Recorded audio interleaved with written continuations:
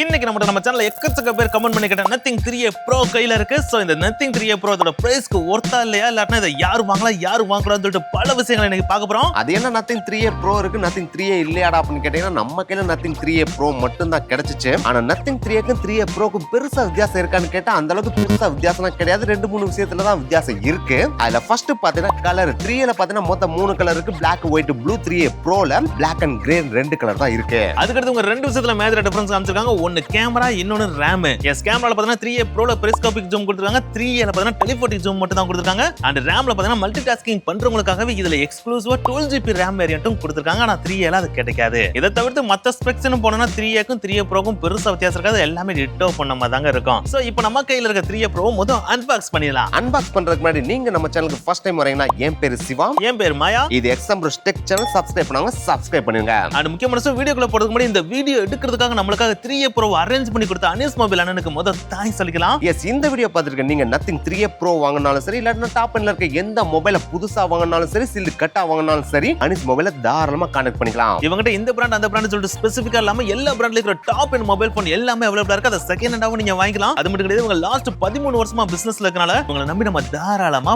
Mobile phone வாங்கலாம். அதுவும் இந்த மொபைல் போன்ஸ் எல்லாத்தையும் பார்த்தீங்கன்னா அஃபோர்டபுள் பிரைஸ்லயே வாங்கிக்கலாம். சப்போஸ் நீங்க மொபைல் வாங்கணும்னு ஆசைப்பட்டீங்கன்னா அனிஸ் மொபைலுக்கான லொகேஷன் கான்டாக்ட் டீடைல்ஸ் எல்லாத்தையும் டிஸ்கிரிப்ஷன்ல கொடுத்துருக்கோம், செக் பண்ணி பாருங்க.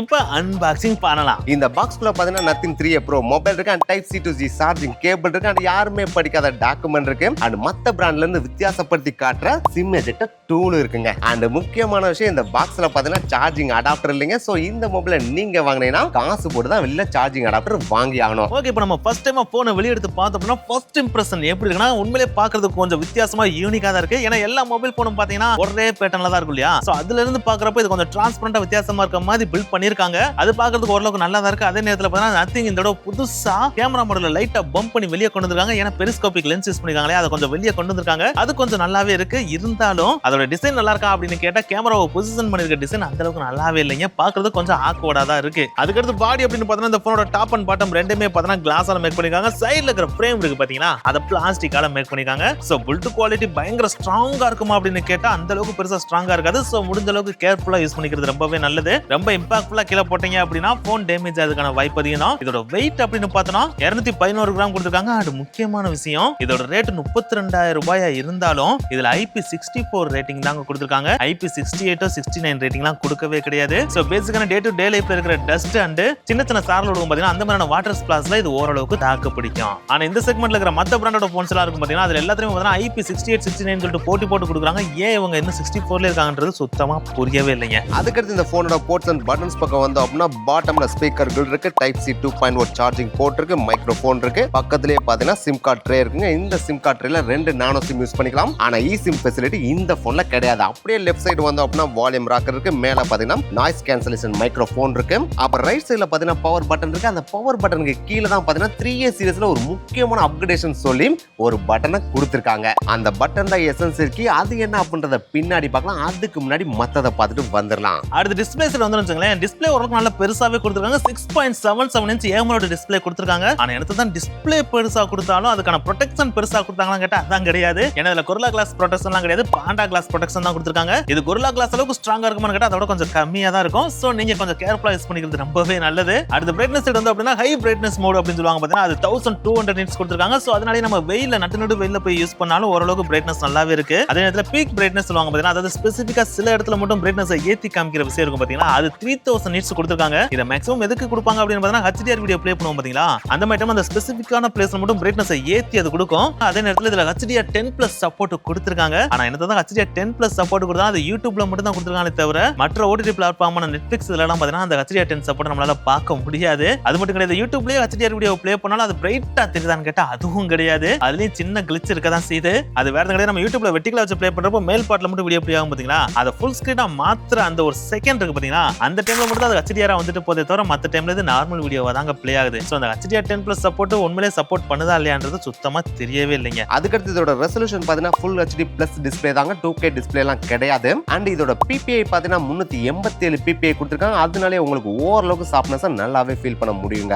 அதுக்கடுத்து இதோட PWM டிம்மிங் பாத்தீங்கன்னா 2160 ஹெர்ட்ஸ் கொடுத்திருக்காங்க. சோ லோ லைட்ல நீங்க இந்த போனை பாத்தீங்கன்னா உங்க ஐ அந்த அளவுக்கு பெருசா ஸ்ட்ரெயின் ஆகாது. அதே நேரத்துல இந்த அலையா வரும் பாத்தீங்கன்னா அதுவும் கொஞ்சம் கம்மியா தான் இருக்கும். அதுக்கடுத்து ப்ராசஸர் சைடு வந்து அப்படின்னா Snapdragon 7s Gen 3 யூஸ் பண்ணிருக்காங்க. இது ஓரளவுக்கு நல்ல ஃபாஸ்டான ப்ராசஸர் தான். ஆனா 7+ Gen 3 யோட ஒப்பிடும்போது கொஞ்சம் ஃபாஸ்ட் கம்மி தாங்க. இது day to day life and game விளையாடுறதுக்கு ஓரளவுக்கு நல்லா ஃபாஸ்டா இருக்குங்க. பெர்ஃபார்மன்ஸ்ல நம்ம கேமிங் சைடு வந்து அப்படின்னா நாங்க BGMI விளையாண்டு பார்த்தோம், ஃப்ரீ ஃபயர் விளையாண்டு பார்த்தோம், அடுத்து கார் ரேஸ் விளையாண்டு பார்த்தோங்க. அப்படி விளையாடுறப்போ ஓரளவுக்கு நல்லாவே பெர்ஃபார்மன்ஸ் இருந்துச்சு. ரொம்பலாம் லேக் ஆகவே இல்லைங்க. ஓரளவுக்கு டீசென்ட்டாவே கேம் பிளே இருந்துச்சுங்க. கிராபிக்ஸ் ஹை எண்ட்ல விளையாடுறப்போ ஓரளவுக்கு போன்ல நல்லா தாங்க பெர்ஃபார்ம் பண்ணுச்சு. அப்படி விளையாண்டுட்டு ஒரு 1/2 மணி நேரம் கழிச்சு டெம்பரேச்சர் செக் பண்ணி பார்த்தா அப்படி செக் பண்ணி பார்க்கறப்ப கிட்டத்தட்ட 50 டிகிரி செல்சியஸ் வரைக்கும் தாங்க வந்துச்சு. அதுக்கு மேல போகவே இல்லைங்க. இருந்தாலும் இந்த ப்ராசஸரை யூஸ் பண்றப்ப எக்கச்சக்கமான ரெஸ்ட்ரிக்ஷன் இருக்கதா செய்யும். அதுல முக்கியமா சொல்லணும்னா மெமரி அண்ட் ஸ்டோரேஜ் இருக்கு பாத்தீங்கன்னா, அது இந்த ப்ராசஸர் யூஸ் பண்றப்ப UFS 2.2 அண்ட் UFS 3.1 மட்டும் தான் சப்போர்ட் பண்ணவே செய்யும். 2.1 கூட ஓரளவுக்கு ஜஸ்டிஃபிகேஷன் தான், அது ஓரளவுக்கு ஃபாஸ்டாவே இருக்கும். ஆனா 2.2 இருக்கு பாத்தீங்கன்னா அது ஓரளவுக்கு ஸ்லோவா தாங்க இருக்கும். சோ அப்படி இருக்கிறப்ப ஏன் நத்திங் இந்த UFS 2.2 சூஸ் பண்ணாங்கன்னு புரியவே இல்லைங்க. அது அவங்ககிட்ட கிட்ட நாங்க OS ஆப்டிமைசேஷன்ல அதை மேனேஜ் பண்ணிட்டோம், அந்த அளவுக்கு லேக்லாம் பெருசா தெரியாதுன்னு சொல்றாங்க.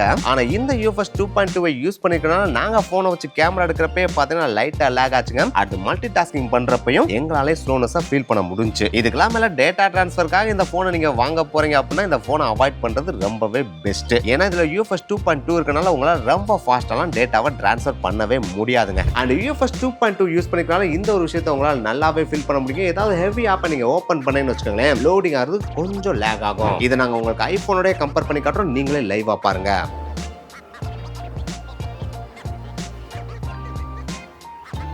அதுக்காக ஐபோன் வந்து UFS மெமரில யூஸ் பண்ணலங்க, NVMe மெமரி யூஸ் பண்றாங்க. இது வேற லெவல்ல ஃபாஸ்டா இருக்கு. இது UFS 4.0க்கு காம்படிட்டிவான மெமரிங்க. அடுத்து ரெஃப்ரெஷ் ரேட் சைடு வந்து அப்படின்னா நத்திங் எந்த விதமான குறைபாடு வைக்கல. ஏன்னா 120 ஹெர்ட்ஸ் ரெஃப்ரெஷ் ரேட் கொடுத்திருக்காங்க. சோ அதனாலே அதோட ஸ்மூத்னஸ் நம்மளால நல்லாவே ஃபீல் பண்ண முடியும். மல்டிபிள் ஆப் ஓபன் பண்ணிட்டு அதை லைட்டா ஸ்க்ரோல் பண்ணோம் அப்படின்னா சர்ன்னு போகும். அதே நேரத்துல ப்ரௌசர்ல போயிட்டு கீழே இழுத்து விட்டோம் அப்படின்னா ஸ்வைங்கன்னு கீழே போகும். எந்த விதமான ஜிட்டர் லேக் தெரியவே தெரியாதுங்க. அடுத்து OS சைடு வந்து அப்படின்னா நத்திங் OS உண்மையிலே அடிச்சுக்கவே முடியாது. நாங்க ஃபர்ஸ்ட் டைமா நத்திங் OS யூஸ் பண்ணி பார்த்தா அப்படி யூஸ் பண்றப்ப அதோட ஃபீல் வேற லெவல்ல இருந்துச்சு. அதுல முக்கியமா நத்திங்கோட ஸ்பெஷாலிட்டி அதுக்கு பேக் சைடுல இருக்கிற இந்த கிளிப் லைட் தாங்க. இந்த LED ஸ்ட்ரிப் லைட் இருக்கு பாத்தீங்களா, அதை வச்சு எக்கச்சக்கமா நம்மளால விளையாண்டு பாத்துக்க முடியும். அதாவது என்டர்டெயின்மெண்டா விளையாண்டு பாத்துக்க முடியும். அதனால பெருசா யூஸ் கிடையாது. இருந்தாலும் ஃபேன்ஸை நம்ம ஃப்ரெண்ட்ஸ்ட போட்டு காமிச்சு கெத்து காமிச்சுக்க முடியும் பாத்தீங்களா, அந்த மாதிரி விஷயத்துக்கு மட்டும் இந்த லைட் யூஸ் ஆகுங்க. அதுல எக்ஸ்க்ளூசிவா பார்த்தா இதுக்கு தனியா ஒரு ஆப்பே கொடுத்துருக்காங்க. அந்த ஆப் வச்சு நம்மளால மியூசிக் கம்போஸ் பண்ற மாதிரி லைட்டை ப்ளே பண்ணி பார்த்து அதை ரெக்கார்டும் பண்ணி ப்ளே பண்ண முடியும். அப்படி ப்ளே பண்றப்போ பார்த்தா பேக் சைடு இருக்க லைட் அந்த சவுண்டுக்கு ஏற்ற மாதிரி மாறி மாறி எரியும். அது உண்மையிலேயே வேற லெவல்ல இருக்கு. இதுவும் என்டர்டெயின்மெண்ட் பர்பஸ்க்காக தானே தவிர அதனால யூஸ் இருக்கான்னு கேட்டா பெருசா யூஸ் கிடையாது. அது மட்டும் கிடையாது, இந்த லைட் இருக்கு பாத்தீங்கன்னா அதை நம்ம நோட்டிபிகேஷனுக்கும் செட் பண்ணிக்க முடியும், ரிங்டோனுக்கும் செட் பண்ணிக்க முடியும். அதுவும் உண்மையிலேயே பாக்குறதுக்கு நல்லா தான் இருந்துச்சு. ஆனா இந்த மாதிரி கால் வரப்ப லைட் எரியுது உங்க ஃப்ரெண்ட்ஸும் பார்க்கணும் அப்படின்னா நீங்க உங்க சட்டப்பையில வந்து பின்னாடி கேமரா தர மாதிரி வச்சா மட்டும்தான் இதெல்லாம் பார்க்க முடியும். அதுவும் நீங்க பேக் கவர்லாம் பெருசா போட்டு மறைச்சீங்க அப்படின்னா அதுவும் தெரியாம போயிருங்க. இருந்தாலும் இந்த கிளிப் லைட் அப்படின்ற இந்த ஒரு ஆப்ஷன் நத்திங்கோட யூனிக்கான விஷயம், அது நல்லாவே இருக்குங்க. அண்ட் முக்கியமா நத்திங் 3.1 OS சப்போர்ட் கொடுத்திருக்கனால அதோட ஃபீல் உண்மையிலேயே வேற லெவல்ல இருக்கு. இதோட ஃபீச்சர்ஸ் நிறைய இருக்கு. அதுக்கு தனியா வீடியோ வேணா கீழே கமெண்ட் பண்ணுங்க, தனியாவே மேக் பண்ணி போடுறோம். அடுத்து கேமரா சைடு வந்து அப்படின்னா தனுஷ் ஒரு படத்துல சொல்லுவார் பாத்தீங்கன்னா, சரக்கு அடிச்சுட்டு வாந்தி வர்ற மாதிரி இருக்கு ஆனா வாந்தி வராத மாதிரி இருக்கு அப்படின்னு. அதே மாதிரி இந்த கேமரால போட்டோ எடுத்து பாக்குறப்ப சில போட்டோஸ் பாத்தீங்கன்னா பயங்கரமா இருக்கு, ஆனா சில போட்டோஸ் பாத்தீங்கன்னா மோசமா இருக்குங்க. சோ அப்படி பாக்குறப்ப இந்த கேமரா நல்லா இருக்குன்னு சொல்றதா இல்ல நல்லா இல்லன்னு சொல்றதான்னு எங்களுக்கே கன்ஃபியூஷனா இருக்கு. அதை பின்னாடி பார்க்கலாம். அதுக்கு முன்னாடி இதோட ஸ்பெக்ஸை பார்த்துடலாம். இந்த போனோட பின்னாடி பாத்தீங்கன்னா மொத்தம் 3 கேமரா கொடுத்துருக்காங்க. Primary 50 mega pixel, ultra wide 8 mega pixel, periscopic 50 mega pixel. இந்த பெரிஸ்கோபிக் லென்ஸை பாத்தீங்கன்னா 3 டைம்ஸ் ஆப்டிகல் ஜூம் பண்ணிக்க முடியும், 60 டைம்ஸ் டிஜிட்டல் ஜூம் பண்ணிக்க முடியுங்க. ஆனா என்னதான் பெரிஸ்கோபிக் லென்ஸ்னு தனியா இந்த போன்ல கொடுத்தாலும் அதோட குவாலிட்டி அந்த அளவுக்கு ஆவுசமா இருக்கான்னு கேட்டா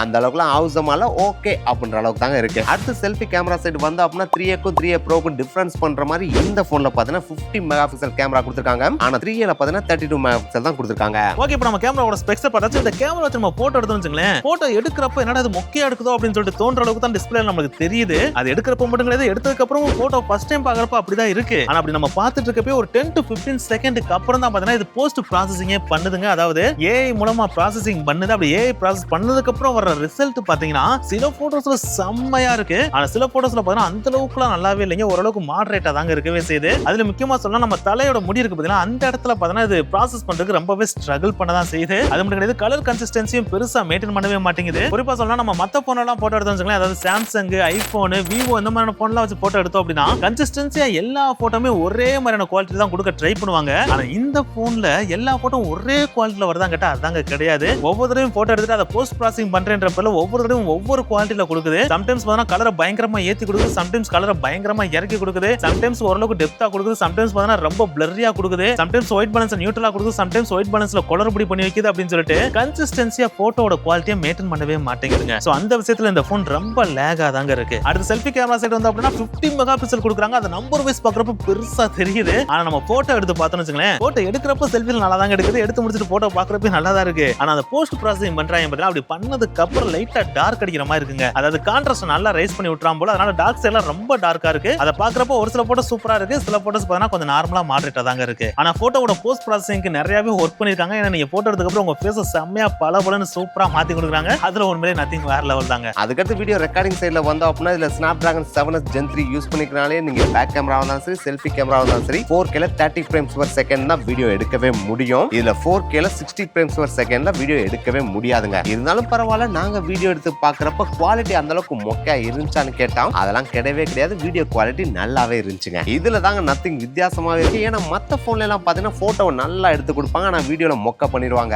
ஆனா இதுல போட்டோல இன்கன்சிஸ்டன்சி இருந்தாலும் வீடியோல பாத்தீங்கன்னா நல்லா கன்சிஸ்டன்சியாவே எடுத்து கொடுக்குது. ரொம்ப டார்க்கான பிளேஸ்ல இருந்து லைட்டுக்கு போனாலும் சரி, இல்ல லைட்ல இருந்து டார்க்குக்கு வந்தாலும் தான் கொஞ்சம் எக்ஸ்போசரை கரெக்ட் பண்ண கஷ்டப்படுறான். மத்தபடி பார்த்தா வீடியோ குவாலிட்டி நல்லாவே இருக்கு, இந்த பிரைஸ்க்கு ஒர்த்து தாங்க. ஆனா முக்கியமான விஷயம் சினிமாட்டிக் வீடியோ, அதாவது போர்ட்ரேட் வீடியோன்னு சொல்லுவாங்க பாத்தீங்களா, நம்மள மட்டும் ஃபோக்கஸ் பண்ணிட்டு பேக்ரவுண்ட பிளர் பண்ற வீடியோ, அந்த ஆப்ஷன் இதுல கிடையவே கிடையாதுங்க. சோ நம்மளால போர்ட்ரேட் வீடியோ இந்த போன்ல எடுக்க முடியாது. அதுக்கடுத்து ஸ்லோ மோஷன் செட் வந்தோம்னா 1080p 120 frames per second மட்டும் சப்போர்ட் பண்ணவே செய்து அதுலயும் நாங்க வீடியோ எடுத்து பார்த்தோம். அப்படி பாக்குறப்ப குவாலிட்டி அந்த அளவுக்கு பெருசாலாம் இல்லைங்க. ஜூம் பண்ணி பாக்குறப்ப நல்லா பிக்சலேட் ஆகுது. அந்த குதிக்கிற சீன்ல எடுக்கிறப்ப ஃபுல் பாடி ஜெர்க் ஆகுது. எக்ஸ்போசரையும் கன்சிஸ்டன்சியா மெயின்டைன் பண்ணாம லைட் டார்க்னு சொல்லி மாத்தி மாத்தி ஆயிட்டே இருக்குங்க. சோ பேருக்கு ஸ்லோ மோஷன் வீடியோ வேணா எடுத்துக்கலாமே தவிர சோசியல் மீடியால போஸ்ட் பண்ற அளவுக்கு ஸ்லோ மோஷன் வீடியோ இதுல எடுக்க முடியாது. அதுக்கடுத்து ஸ்டெபிலைசேஷன் வீடியோக்கு வந்தோம் அப்படின்னா ரொம்ப ஹை எண்ட் போன்ல எல்லாம் கொடுப்பாங்க பாத்தீங்கன்னா ஆக்ஷன் மோட்னு தனியா, அந்த மாதிரிலாம் இந்த போன்ல கொடுக்கவே இல்லை. இருந்தாலும் இன்பில்ட்டாவே ஆப்டிகல் இமேஜ் ஸ்டெபிலைசேஷன் கொடுத்திருக்காங்க. அதை வச்சு நாங்க வீடியோ எடுத்து பார்த்தோம். அப்படி பாக்குறப்ப ஓரளவுக்கு பரவாயில்லைங்க, இந்த பிரைஸ்க்கு நல்லாவே ஸ்டெபிலைசரா வீடியோ எடுத்து கொடுக்குதுங்க. அடுத்து மேக்ரோ போட்டோகிராஃபிக் சைடு வந்து அப்படின்னா இதுல 3x 6xல பார்த்தா நம்மளால மேக்ரோ போட்டோகிராஃபி எடுத்துக்க முடியும். அப்படி எடுத்து பார்க்கறப்ப எடுக்கிறப்ப பார்த்தா உண்மையிலே குவாலிட்டி வேற லெவல்ல இருக்கும் அப்படின்னு சொல்லிட்டு தோணுது. ஆனா அப்படி எடுத்ததுக்கு அப்புறம் இது போஸ்ட் ப்ராசஸிங் பண்ணுது பாத்தீங்களா, அப்படி பண்றப்ப பார்த்தா கான்ட்ராஸ்ட் நல்லாவே இன்க்ரீஸ் பண்ணி விட்டுருங்க. அதாவது பிரைட்டா இருக்க போர்ஷன் பிரைட்டா இருக்கு, டார்க்கா இருக்க போர்ஷன் டார்க்கா இருக்கு. சோ அதனாலே இமேஜோட குவாலிட்டி நம்ம எதிர்பார்க்குற அளவுக்கு அவசரமா இருக்கான்னு கேட்டா கொஞ்சம் கம்மியா தாங்க இருக்கு. இருந்தாலும் பரவாயில்ல, ஓரளவுக்கு நல்லாவே மேக்ரோ போட்டோகிராஃபி எடுக்கிறாங்க.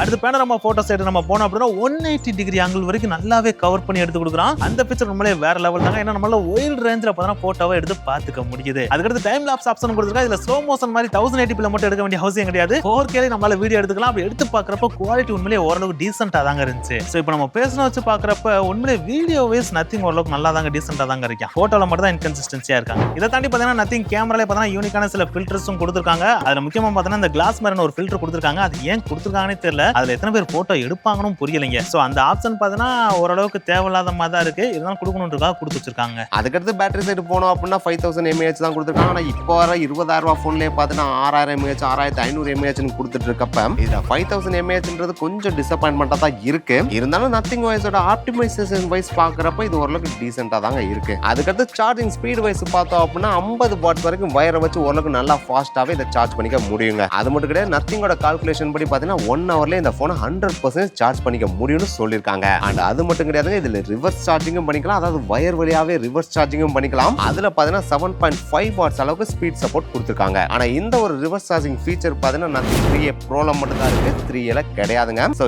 இதன் மூலமா பாத்தீங்கன்னா 3A Proல இருந்து வேற போன்ஸ்க்குலாம் சார்ஜ் பண்ணிக்க முடியும். அதுக்கடுத்து இதுல இன் டிஸ்ப்ளே ஃபிங்கர் பிரிண்ட் கொடுத்திருக்காங்க. அது நல்லா ஃபாஸ்டாவே ஒர்க் ஆகுது. இதை தவிர்த்து பாத்தீங்கன்னா இதுல ஸ்டீரியோ ஸ்பீக்கர் இருக்கு. அதோட லவுட்னஸா இருந்தாலும் சரி, பேஸா இருந்தாலும் சரி வேற லெவல். நாங்க யூடியூப் வீடியோவும் ப்ளே பண்ணி பார்த்தோம், கேமும் விளையாண்டு பார்த்தோம். அப்படி பாக்குறப்ப அதோட சவுண்ட் குவாலிட்டி பார்த்தீங்கன்னா ஹை அண்ட் போன்ஸ்லாம் இருக்கும் பார்த்தீங்கன்னா அது அளவுக்கு ஈக்குவலா இருக்குங்க.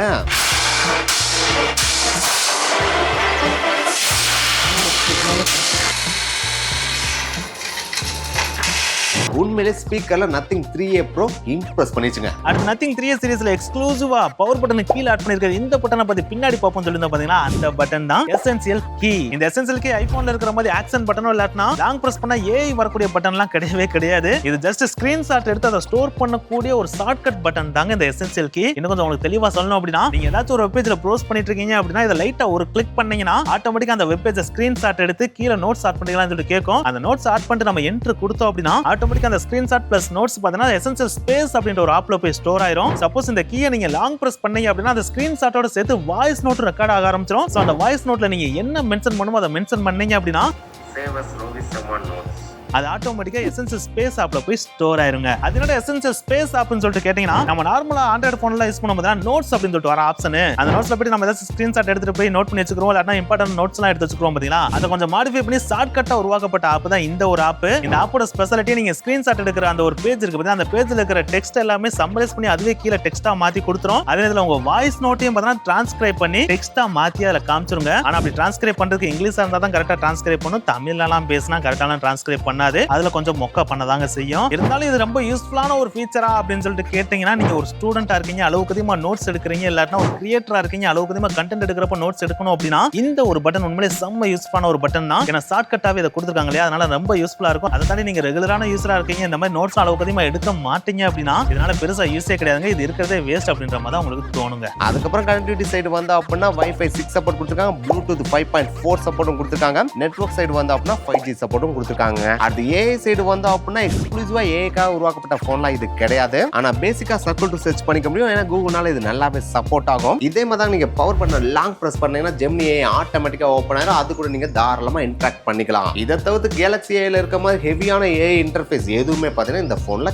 கிடையாது. இருந்தாலும் பேசிக்கான இந்த ஏஐ நம்மளுக்கு மாடர்ன் தான். இதை தவிர்த்து நம்மளுக்கு பெருசா தேவைப்படாதுங்க. இதுக்கு நீங்க ஸ்கிரீனுக்கு கீழே இருக்க லைனை லாங் பிரஸ் பண்ணாலே சர்க்கிள் டு சர்ச் ஆப்ஷன் வந்துரும். அதாவது கூகுளோட பேசிக் சர்ச் பார் மாதிரியான ஒரு ஆப்ஷன் வந்துரும். அதை வச்சு நீங்க சர்க்கிள் டு சர்ச்சும் பண்ணிக்கலாம், அந்த பேஜை டிரான்ஸ்லேட்டும் பண்ணிக்கலாம், அதுல இருக்க மியூசிக்கையும் நீங்க கண்டுபிடிச்சிக்கலாம். இந்த ஆப்ஷன் நல்லா தாங்க இருக்கு. இதை தாண்டி பாத்தீங்கன்னா கேலரியில மேஜிக் எரேசர்னு ஒரு ஆப்ஷன் கொடுத்துருக்காங்க. இது ஐபோன்ல எந்த அளவுக்கு பேசிக்கா ஒர்க் ஆகுமோ அந்த அளவுக்கு பேசிக்கா தாங்க இந்த போன்லயே ஒர்க் ஆகுது. சாம்சங் மாதிரி கிளியர் கட்டா எரேஸ் பண்ணி அதை ரீஜெனரேட்லாம் பண்ணவே மாட்டேங்குதுங்க. ஓகே, இது வரைக்கும் பாத்தீங்கன்னா நத்திங் 3A Proவோட எல்லா ஃபீச்சரையும் பார்த்துட்டு நீங்க நத்திங் போன் தான் வாங்க போறீங்க அப்படின்னா 3A வாங்கலாமா 3A Pro வாங்கலாமா அப்படின்னு கேட்டீங்கன்னா, நீங்க பெரிஸ்கோப் அப்படின்ற ஒரு ஃபீச்சருக்காக வாங்க போறீங்க அப்படின்னா 3A Pro போயிடலாம். இல்ல எனக்கு அந்த ஃபீச்சர்லாம் தேவையில்லை அப்படின்னா 3A Pro தான் பெஸ்ட். இல்ல நான் மல்டி டாஸ்கிங் நிறைய பண்ணுவேன், அதனால 12GB RAM இருக்கிற வேரியன்ட் வேணும் அப்படின்னா 3A Pro போகலாம். எனக்கு அதெல்லாம் தேவையில்லைங்க, 8GB RAM போதும் அப்படின்னு நினைச்சீங்கன்னா நீங்க 3A போறதே பெஸ்ட் தாங்க. இல்ல எனக்கு ஸ்லோவா சார்ஜ் ஆகக்கூடிய ரிவர்ஸ் சார்ஜிங் சப்போர்ட் வேணும் அப்படின்னா 3A Pro போகலாம். இல்ல அது வேணாம் அப்படின்னா 3A போயிடலாம். இதை தாண்டி நீங்க மற்ற எல்லா ஃபீச்சரையும் கம்பேர் பண்ணி பார்த்தீங்கன்னா ரெண்டு போனும் ஒரே மாதிரி தாங்க இருக்கும். ஆனா பிரைஸ் மட்டும் பார்த்தீங்கன்னா கிட்டத்தட்ட 4000 இருந்து 5000 ரூபாய் டிஃபரெண்ட் இருக்கும். சோ எங்களை பொறுத்த அளவுக்கு நீங்க 3A Pro போறதை விட 3A போறது தாங்க பெஸ்ட். இதை தாண்டி இதே ரேட்ல இருக்க மற்ற பிராண்டட் போன்ஸோட கம்பேர் பண்றப்ப இதுல UFS 2.2 தாங்க சப்போர்ட் இருக்கு. அதனாலே டேட்டா டிரான்ஸ்ஃபரும் ஸ்லோவா தான் இருக்கும். கேம் விளையாடுறப்ப ஓரளவுக்கு லேகா ஃபீல் பண்ண முடியுங்க. அதுக்கடுத்து இதுல பார்த்தீங்கன்னா IP64 ரேட்டிங் தான் கொடுத்துருக்காங்க. ஆனா இதே செக்மெண்ட்ல இருக்கிற மற்ற போன்ல பார்த்தீங்கன்னா IP68 69 ரேட்டிங் தான் கொடுத்துருக்காங்க. சோ நீங்க வாட்டர் இருக்கிற இடத்துல அளவுக்கு அதிகமா யூஸ் பண்ணுவீங்க, இல்ல டஸ்ட் அளவுக்கு அதிகமா இருக்கிற இடத்துல யூஸ் பண்ணுவீங்க அப்படின்னா கண்டிப்பா இந்த போனை தவிர்த்து மற்ற பிராண்ட் போறது பெஸ்ட் தான். ஆனா இதை தாண்டி எனக்கு நத்திங்கோட கிளிப் இன்டர்ஃபேஸ் ரொம்ப பிடிக்கும், OS ஆப்டிமைசேஷன் ரொம்ப பிடிக்கும் அப்படின்னா நீங்க நத்திங் 3A போறது பெஸ்ட்டுங்க. சோ இந்த வீடியோ பார்த்துட்டு நீங்க நத்திங் 3A Pro ஆல்ரெடி வாங்கி யூஸ் பண்ணிட்டு இருக்கீங்க அப்படின்னா உங்களோட ஒப்பீனியன், அந்த போனை யூஸ் பண்றப்ப எந்த மாதிரி ஃபீல் பண்ணீங்க அப்படின்ற கீழே மறக்காம கமெண்ட் பண்ணுங்க. அண்ட் இந்த வீடியோ பார்த்ததுக்கு அப்புறம் நீங்க நத்திங் 3A வாங்குவீங்களா இல்லன்னா மற்ற பிராண்டட் போன் வாங்குவீங்களா அப்படின்றதையும் கீழே மறக்காம கமெண்ட் பண்ணுங்க. சோ நெக்ஸ்ட் வீடியோ மீட் பண்ணலாம். அதுக்கு முன்னாடி சேனலை சப்ஸ்கிரைப் பண்ணுங்க. பாய்.